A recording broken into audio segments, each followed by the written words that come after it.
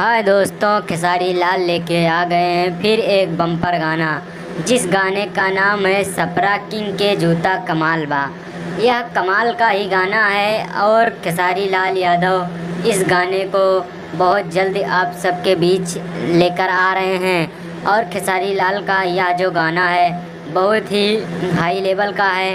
यह angle music channel से release होगा। दोस्तों, इस गाने को जैसे दो घूंट मुझे भी पिला दे शराबी गाने को आपने प्यार दुलार दिया, वह ट्रेंडिंग नंबर 1-2 पे चल रहा है।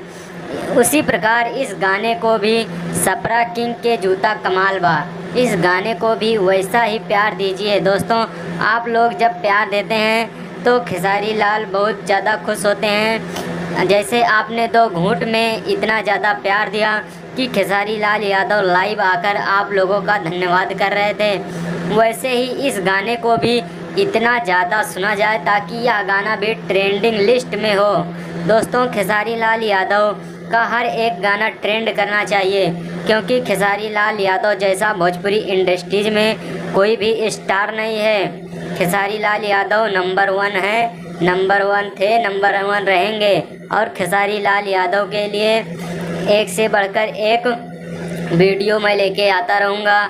दोस्तों, कमेंट सेक्शन में बताना खेसारी लाल यादव